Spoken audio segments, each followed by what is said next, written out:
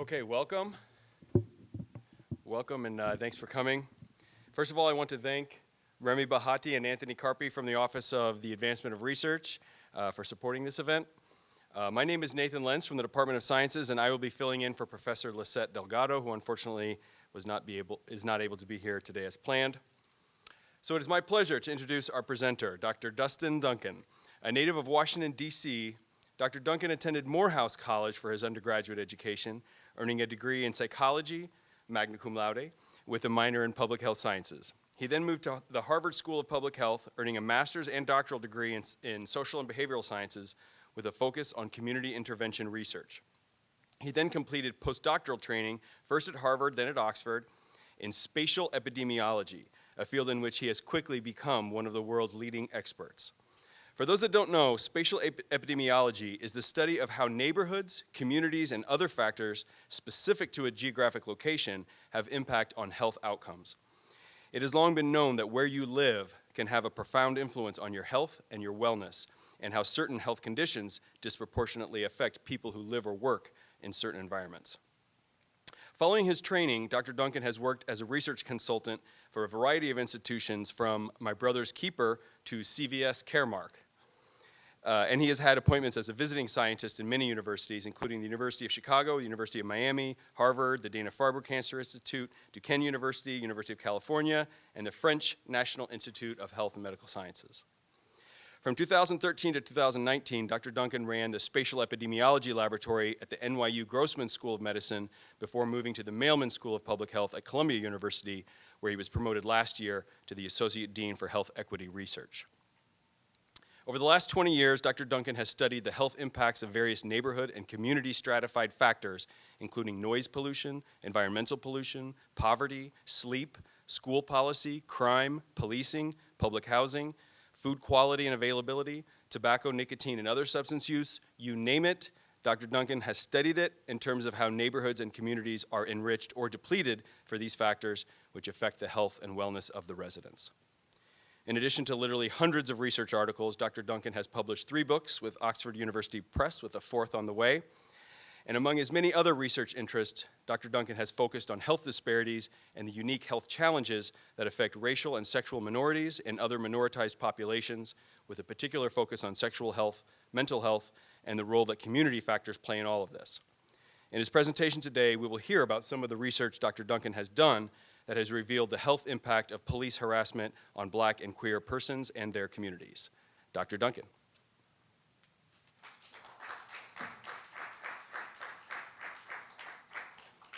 First, thank you for that very generous and kind and a human introduction.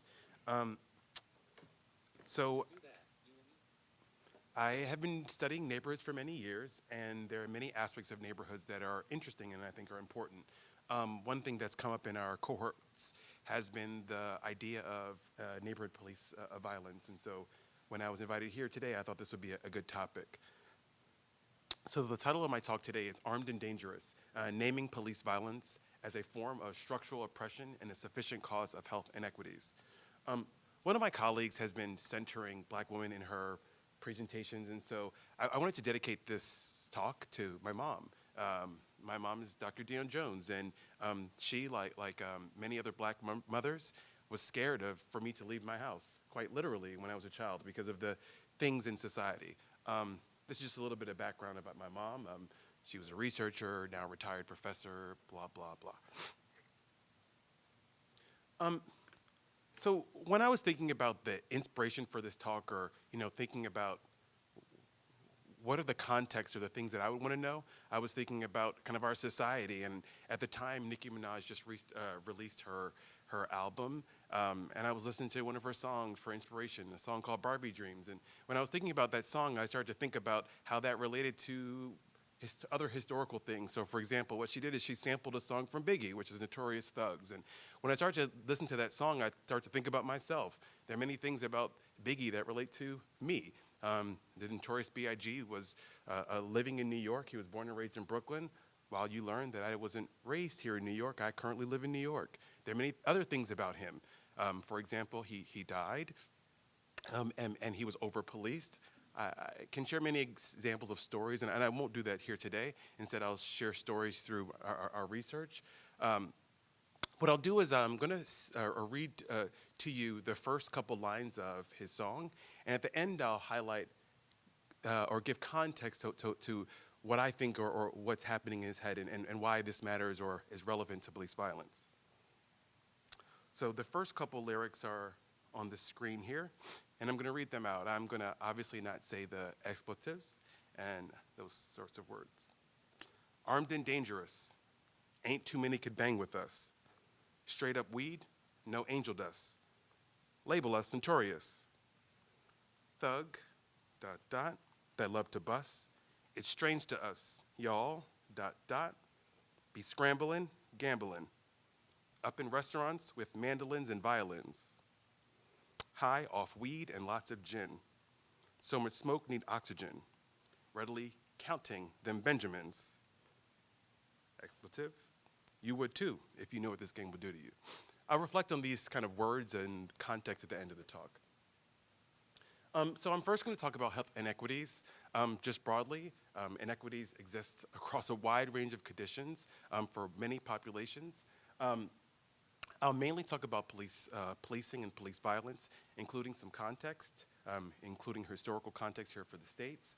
Then I'll talk about how police violence relates to the health of Black sexual minority men and transgender women of color through some of our research, including some cohorts that we have, including here in New York City. And I'll end with talking about future studies that we have planned. So policing. There's a long history of policing practices that really relate to structural stigma and structural racism. It really started off with thinking about southern states and slave patrols. There was this idea of early policing practices in the North, where mainly the police officers were white. Post-slavery, there were many ways in which police uphold a structural oppression. So I pulled this picture from the internet, and it's a picture of a police officer and a picture of what I perceive to be a young Black boy. And the police officer asked, "What do you want to be when you grow up?" I don't know about you, but when I was a child, I would say, I want to be happy, I want to play, and I think I even told my mom once I wanted to be a scientist. Here we see that this child says alive. What do we know? We know that Black boys and men, including Black women and girls and others who are vulnerable, are more likely to feel less safe in neighborhoods, including white neighborhoods. Feelings are important in terms of perceptions, but what's also important is that not only are these feelings existence, but we also know that data shows that policing practices are a leading cause of death for Black boys and Black men. These are just some more video images to highlight that policing practices are important and salient to Black male populations.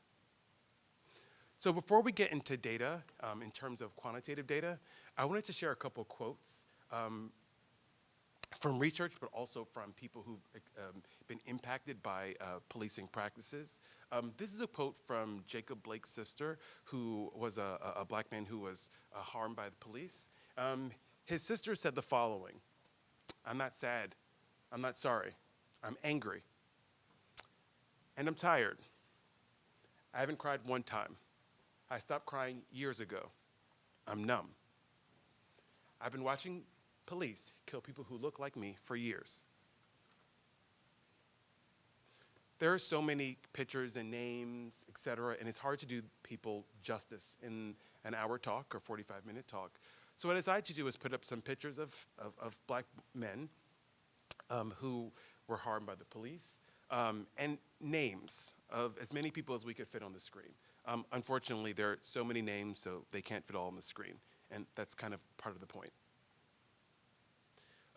That being said, George Floyd got a lot of attention in terms of his death, so let's dig into George just a little bit. He died in late May of 2020 at the hands of the police. There were mixed reports initially on what the death was. Ultimately, it was ruled a homicide, and the leaders were later charged. The officers were later charged. I don't think I quite realized, and I'm not sure how much you all realized, but I don't think I realized when I was here in New York at the time that the protests were extremely global. Yes, I heard that, but I don't think I got the full sense of it. This is just one picture of a protester, and she says the following: "I can't breathe."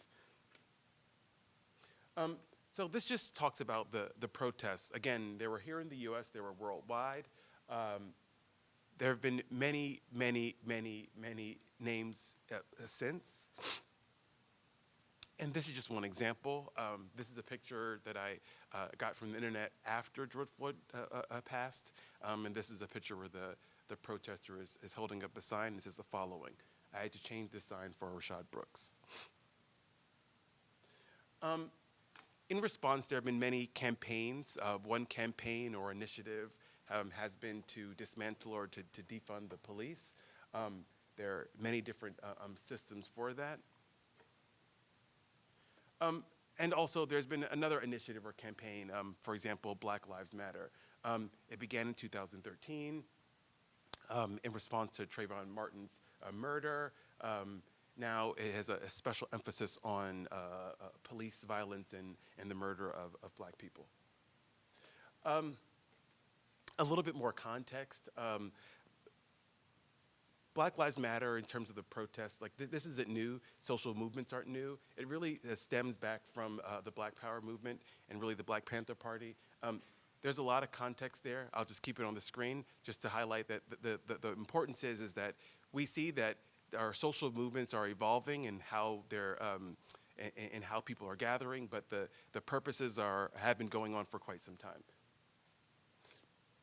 So these are some responses to Black Lives Matter, where protesters have had signs, for example, Bar Lives Matter, et cetera, et cetera. Other counter responses, in addition to All Lives Matter, has been Blue Lives Matter, as an example. So now let's look at work documenting police practices and how they may be differential for different populations. What do we see, / what do we know? There have been a lot of reports that show that who you are matters in terms of your experiences of the police. We know that Black men, for example, and boys, Black women and girls, and sexual and gender minorities are more likely to experience negative interactions by the police. This is just one report, and sorry that you can't see the screen fully. There have been many others. This is a qualitative study of Black men. And there are many takeaways. One takeaway is that there's an extreme high burden of law enforcement, and police violence disproportionately impacts people of color, especially people who are younger. There are many other nuances, and I decided to share this because I think it's important. We are all different in many ways. One way we're different is our size. So yes, race is an aspect, gender and sexuality is an aspect, but also size is an aspect. So I want to give further context. This is a study that I share with my students that looks at our size, our actual body size, and whether there are differences in whether one is stopped, harassed, frisked, et cetera, based on their body size. What did this study find? This study, broadly speaking, found that if you're a Black or a Latinx man and your BMI is bigger, you are more likely to have experienced, in this case, being frisked or searched. And here we see the same. If you're a Black man or a Latinx man who has an increased BMI, you're more likely to experience use of force by the police. So when we think about the influence broadly of neighborhood policing practices on Black career health, broadly speaking, there are a number of issues where we have to think about when it comes to data to answer these questions. One is data availability, which we'll talk about. Second is spatial uncertainty. Where did this encounter happen? Another issue is data quality. We've run through some of the data. There are many data quality issues and challenges. And then just finally, with all data, modeling complexity. So mediators, effect modifiers, et cetera. So before getting to some quantitative studies, I want to share this qualitative study that also showed, perhaps not surprisingly, that black men are frequently exposed to the police, and not surprisingly, that it influences their health. This study really focused on a mental health perspective, so thinking about things like trauma and loss and grief, but not surprisingly, when you're more likely to experience police interactions, you're more likely to experience things that relate to mental health, including the feelings of injustice, feeling like you're being hyperly policed, et cetera. Just broadly, when it comes to SGM health, most of the work has been focused on one condition, which is HIV. So I wanted to put this up. There's been some work that's not surprisingly shown that neighborhood policing practices relate to various HIV outcomes. So for example, whether one uses PrEP or not. But there's a lot more. So I'm going to share with you mainly the results from two studies. The results from HPTN 061, which I'll share in a second, and the results from my N2 cohort study. Just broadly speaking, neighborhood police harassment in our work has been associated with various violence outcomes, has been associated with various mental health burdens, including depression and anxiety. It's been associated with substance use, healthcare utilization, which was the article that I sent, HIV, sexual risk behaviors, and there's some new work we're doing looking at sleep. So I'm going to share with you some of the nuances of our current study's findings.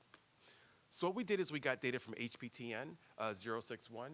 It's a 6-city study of sexual and gender minorities who were black, over 1,500 people across 6 different cities, Boston, New York, LA, San Francisco, et cetera.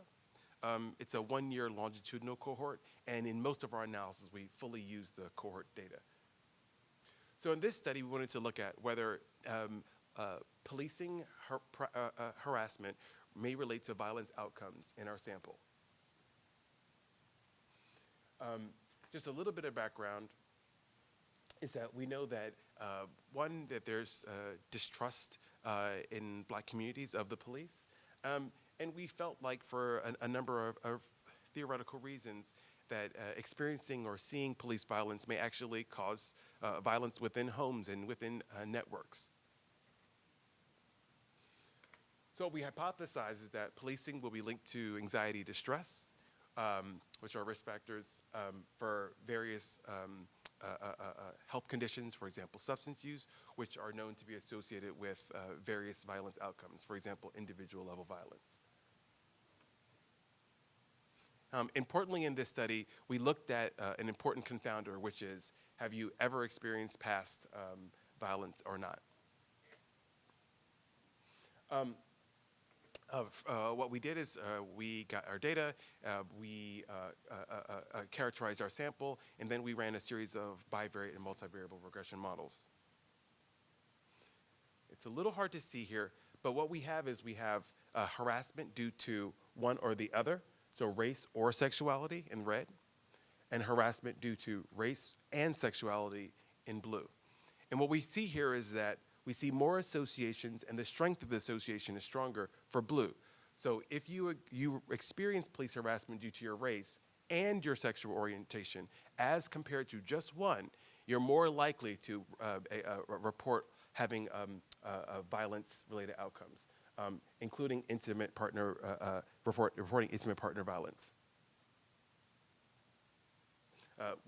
With our conclusion suggesting that neighborhood police harassment is associated with various violence-related outcomes, including intimate partner violence. We wanted to follow this work up, looking at whether police harassment may relate to mental health outcomes. There are a wide range of background research that highlights that the mental health burdens within vulnerable communities isn't the same, meaning that there are higher mental health burdens.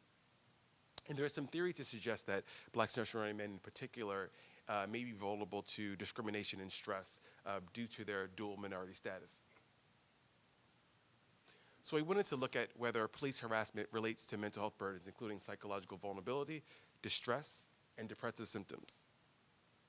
Again, we got data from HPTN 061, and we looked at these different outcomes, including psychological distress, such as distress from experiencing racism and distress from experiencing homophobia.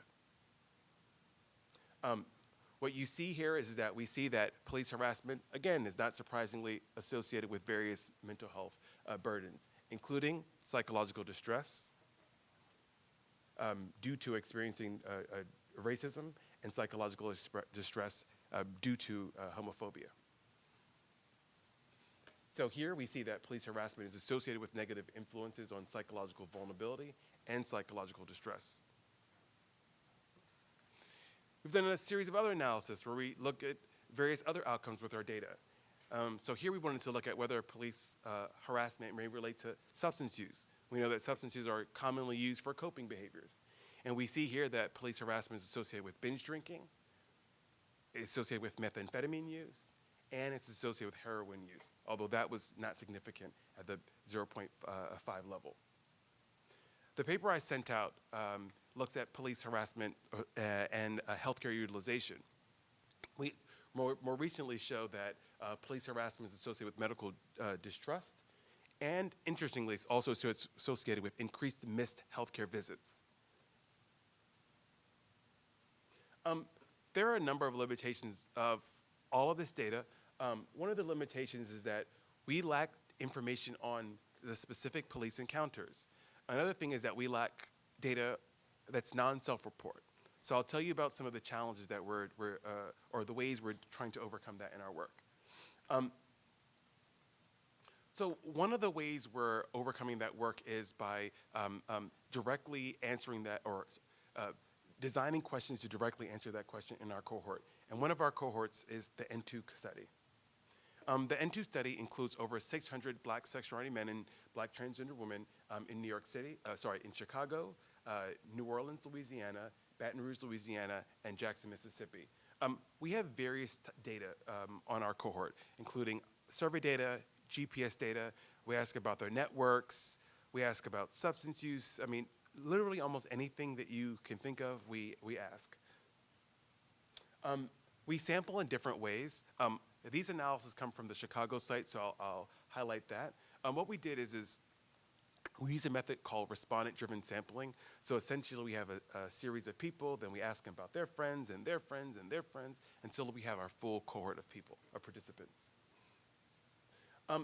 In our study, what we did is we found that neighborhood police harassment is associated with drug and alcohol use before and during sex, age of sexual debut, and I put sleep problems there in parentheses because it was significant in our bivariate model, but not in our multivariable model. But there's some initial indications that policing practices may actually relate to sleep problems. So before talking about the work that we're planning, I'm going to share with you a final study that we've just completed. It's from another one of our cohorts called Turned, trying to understand relationships, neighbors, and networks among trans women of color. Essentially, we recruited from social media. We recruited from healthcare clinics and various kind of convenient sample ways. For example, we held events, we went to events, et cetera. Similarly, we have survey data. We have many data on network types, and we have GPS data. This cohort is a cohort of 1 year, followed up every 6 months. This is just one map of a randomly sampled participant. This participant was quite active for that week, but just one example of the map. More substantively, we look at two aspects of neighborhood policing, of neighborhood safety feelings. One, neighborhood safety, whether they feel safe in the daytime and nighttime. And then two, neighborhood policing, whether you report neighborhood policing to be a big, medium, or small problem, and then whether you report police harassment within the last 6 months. What did we find? We found that neighborhood safety is associated with increased psychological distress in our sample. We also found that neighborhood safety in the nighttime is associated with increased psychological distress. And then this overall variable, what we did is we combined neighborhood safety in daytime and nighttime, and we found that overall neighborhood safety, not feeling unsafe, is associated with increased psychological distress in our sample. Finally, we look at neighborhood problems. Those who report somewhat neighborhood police violence to be somewhat of a problem in their neighborhoods are also more likely to report psychological distress, as well as those who report experiencing harassment from law enforcement in the past 6 months. Finally, they're also more likely to report psychological distress. Sorry, this slide is not as legible. But what we did is we did a novel method. So what I highlighted is that the vast majority of studies only have self-report data, which means we have a global questionnaire, which is important because we're able to document these associations. But there are many issues with that. And I think because of our time here, when we meet for afterwards, maybe we can talk about it. What we did is we asked a question using a method called EMA, or ecological momentary assessment. We asked participants on their smartphones to get some of that variation. You can imagine within a day, or within 2 days, or 3 days, or a week, that you may experience policing in different ways. And we want to make sure that we get some of that variation. So you can't see here, sorry, but we wanted to ask about that via their cell phones as a more nuanced, objective way to get at neighborhood policing practices. And we did. This is the first analysis from it. These aren't published yet. But what we see is that negative interactions from law enforcement using, again, this cell phone-based data, we see is associated with stimulant use. It's associated with anxiety, as well as depression.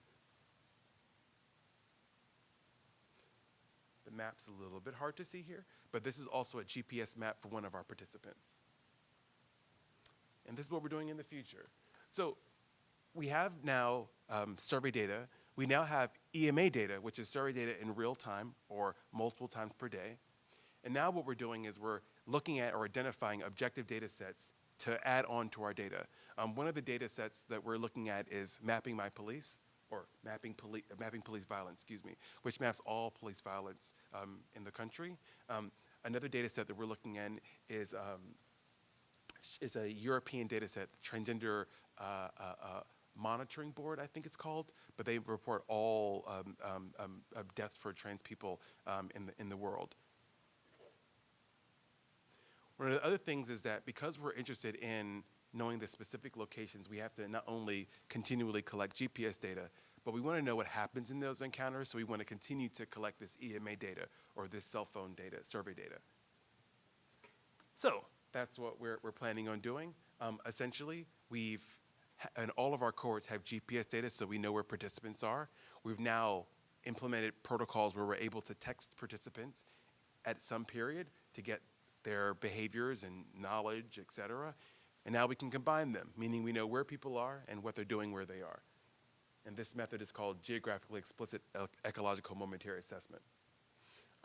We've done some work where we've piloted it in various vulnerable samples, and we see that it's possible. And essentially the goal ultimately is to design an intervention. So what we want to do is we want to have mHealth or cell phone-based interventions where participants,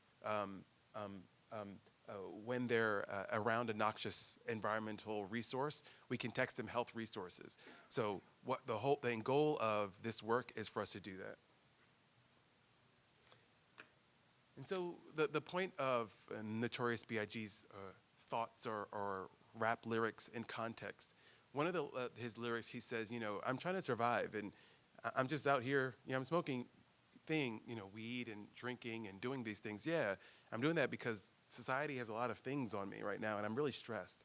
And one of the things he says is, you're in restaurants and, listening to mandolins and violins. How many of you know what a mandolin is? Well, I didn't.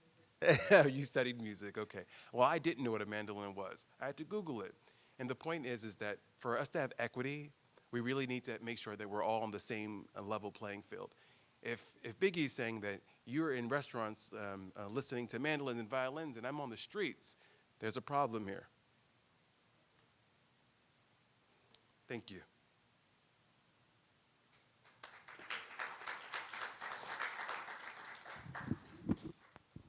Okay, I'd like to now open it up to the audience for questions. I can certainly pose some of my own, but I'd much rather hear from all of you. So if you just raise your hand and I'll walk around and bring the mic to you. And please wait for the microphone so it gets picked up by the live stream. Here you go. Did you find that in certain areas there were more prevalence between queer and non-queer people of color, specifically black people, in terms of police violence? Like, did some areas have more prevalence for queer black folk to experience police violence and others where it's more, where that may not be the case? And Thank you. That's a great question.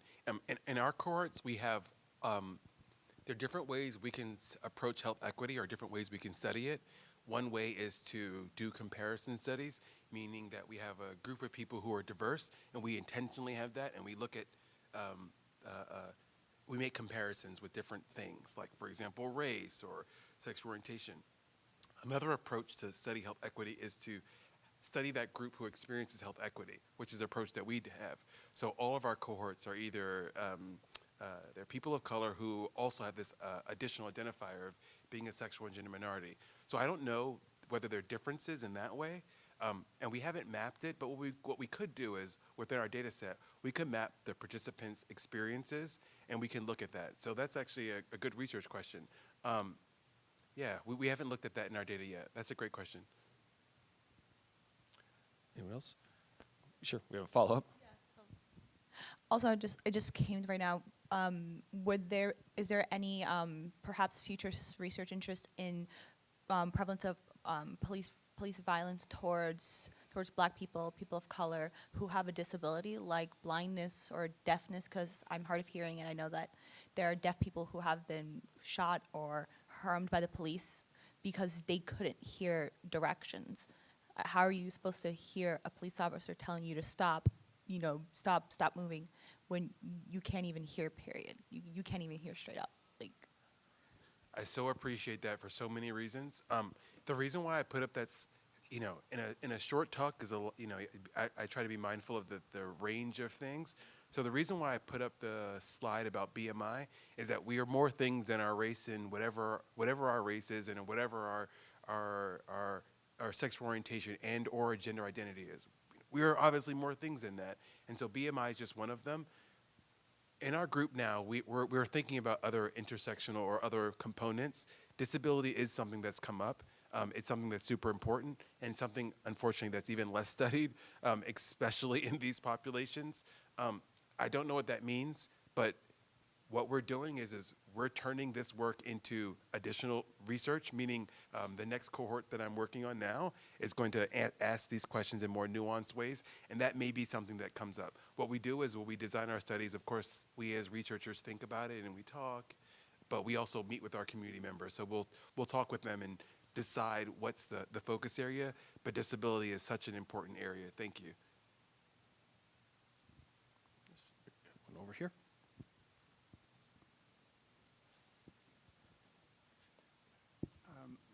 I wanted to compliment you on putting together the data that shows something that I think all of us must have suspected is there in the first place. And I'm wondering, if you turned it around, would there be a way of investigating whether some sections of the police or some police departments or some precincts are better on these issues than others?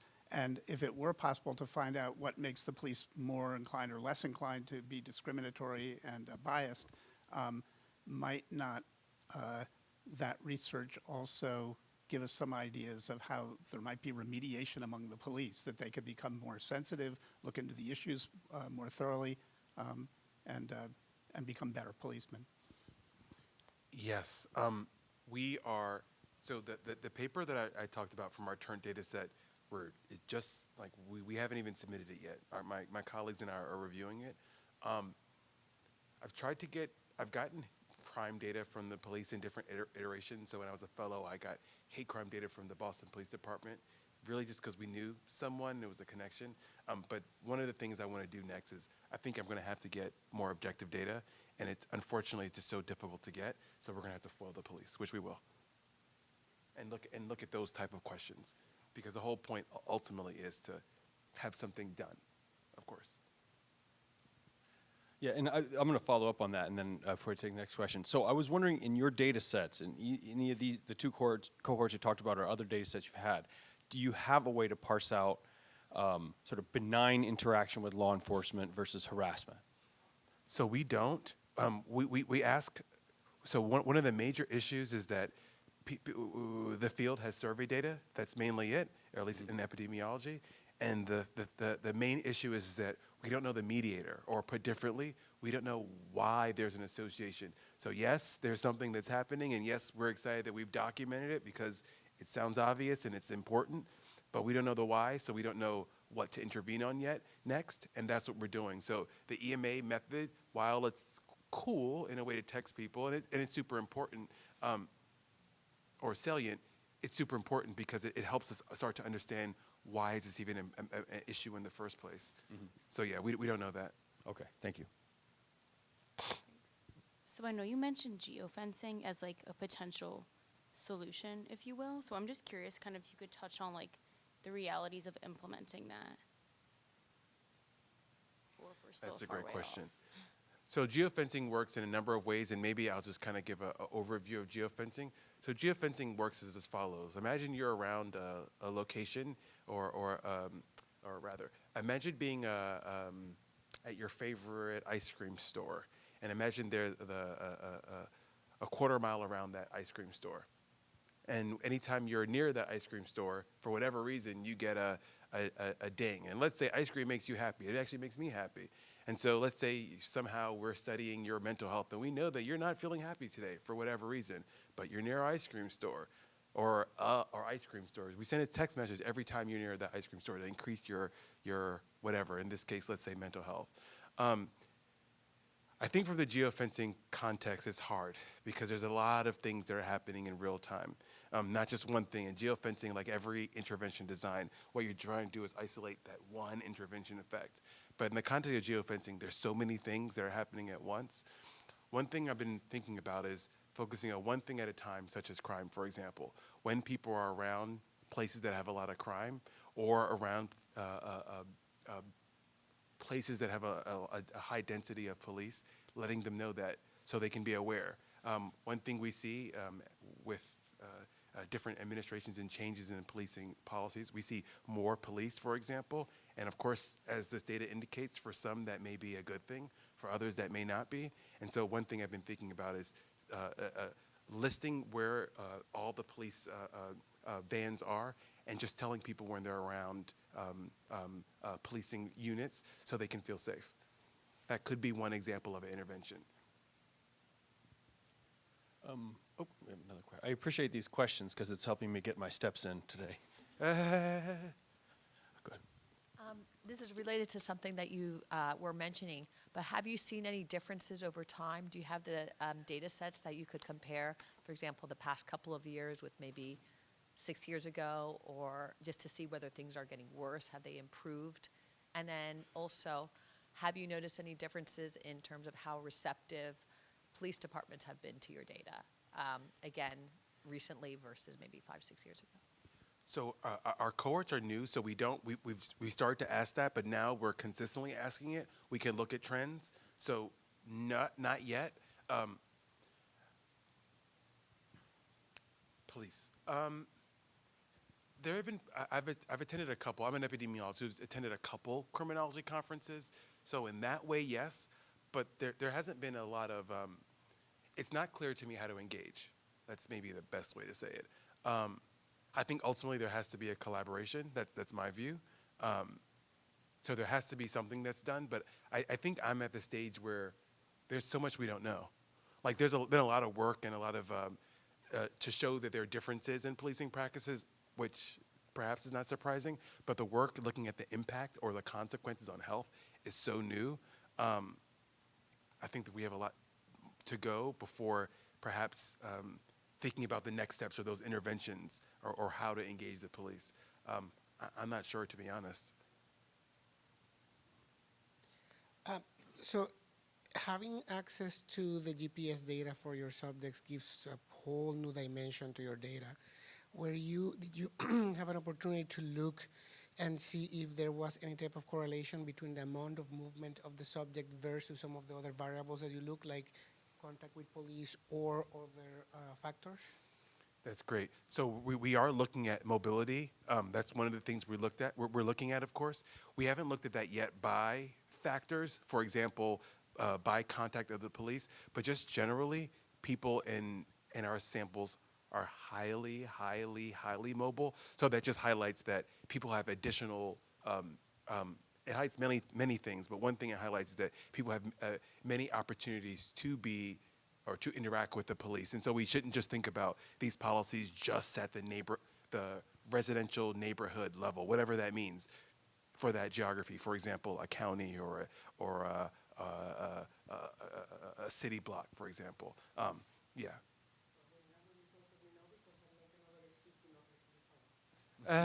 Sure. No, sure. And there are not a lot of data sets with mobility data, so that's important. But also with our sample, it's really critical, so we're able to answer those questions. Thank you. Dustin, one thing that jumped out of the data, to me anyway, was missed medical visits, missed doctor's visits, and the correlation that you have there. And I think you even had some data, some time points on that, 6 months, 12 months. So could you, I have a follow-up, I think, but could you say more about that, the missed medical visits? Yeah, sure. So we have this data set, and it's a secondary data analysis for us, but it's a data set of over 1,500 Black and sexual and gender minorities across the country, 6 cities. And we said, okay, it makes sense to us that policing practices may be stressful or traumatic for people, and so it could be associated with things like substances. Okay, great. And then we started to do a DAG or a conceptual model about the range of other things, and we saw the healthcare there. We said, wait, hold on. These are 2 systems, policing and police departments and healthcare broadly. And we said, wait, there's discrimination in both systems and they may be related. And so we started to think about in our team the ways that they're related. And again, what we found is that reporting more police harassment, we see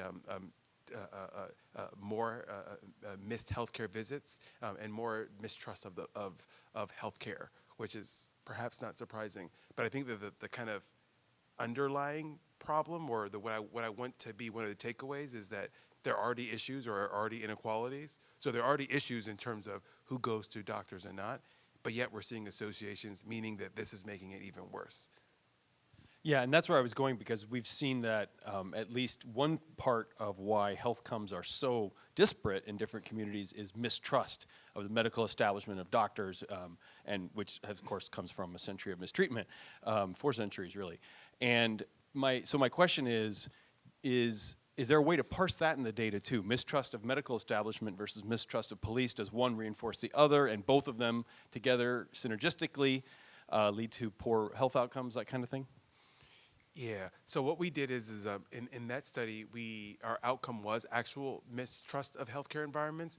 But to your point is that we didn't study mistrust of police, and maybe that could be a mediator of the association, and or maybe it could be a confounder or something else. So, yeah, I think there's part of the goal here is that in your world for policing, there's a lot of work, and one of the things I'm assuming is on differences on police by, for example, demographic factors, by race.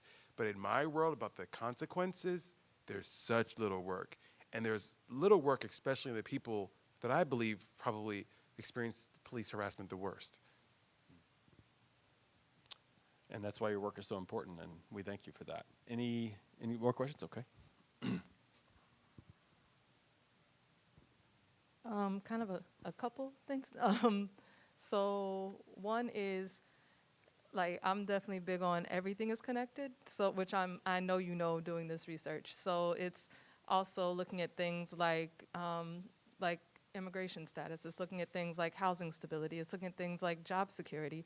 It's like, because a lot of things that impact Black queer people, Black trans people are these things. And so, of course, you're going to have less trust for things like health institutions where you're treated badly, misgendered, not given, like, they don't believe you. It's been shown that medical, professionals do not believe Black women when they say we are in pain. Like, it's wild. So that kind of stuff contributes. Also, when one of the things that made George Floyd such a turning point in our modern civil rights is, yes, that it was global, but it's also we had time to talk. It was during the height of the pandemic. It was during a time when we had time to communicate with each other, when we were in survival mode, but in a different way. So I think it's important to note that this is it's very much what happens when people are able to speak versus when we are divided and not having access to each other. Another thing about getting the information about arrest and police encounters, somebody said, well, what about the low-level ones? It's different versus the ones that are threatening. All of them feel harassing. Every last one. I'm somebody who worked on the How Many Stops Act, which now is How Many Stops Law, where we're documenting level 1, 2, and 3 encounters to make sure we're seeing what's happening so we can give you a better study on the things that are happening in our communities. So thank you for your work and letting us know that, yes, we're doing the right work so that we can move forward, because there is a reason that we need to know this information.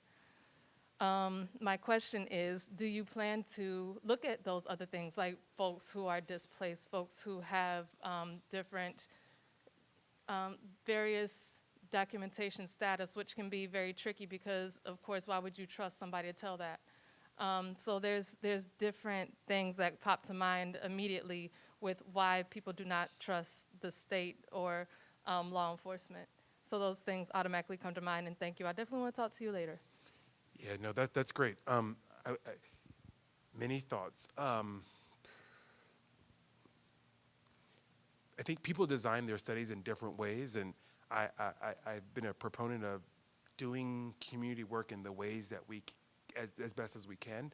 I think our structures, meaning as academia, makes it difficult, not surprisingly, just in terms of everything, in terms of our deliverables and time frames and processes, the workflows. I just think it's in some ways difficult to create those connections. But what we did in both of our studies, but including our Turnt study, is we asked our community what they wanted, and we did not only focus on what we said in the grant. So what you don't know is that this was the latter grant was about it was a call all about PrEP for HIV.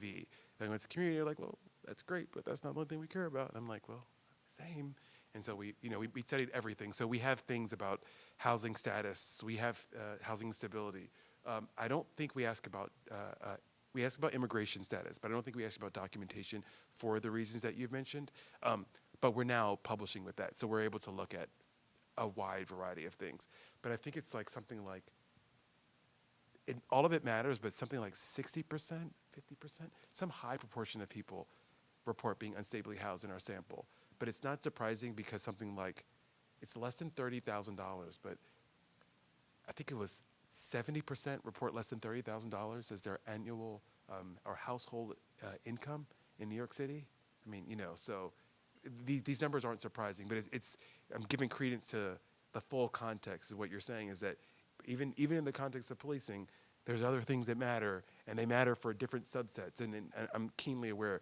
One of the issues is that in this study, while it's great to have such a large population of trans women of color, when we start to think about these intersections, and my students and I and my fellows start to think about that, our sample size, our numbers get really small. So we're trying to do the intersections justice by telling those stories, but we don't have a lot of numbers there. So we're trying to figure that out in terms of asking the questions that we can with our data.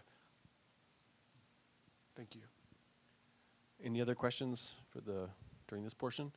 Okay, well, I hope you all enjoyed the presentation, if not the topic. And we have refreshments available. Thanks again, Remy, for taking care of all of that. And Dr. Duncan will be around to answer questions. So thank you very much for visiting our campus, and keep up the good work.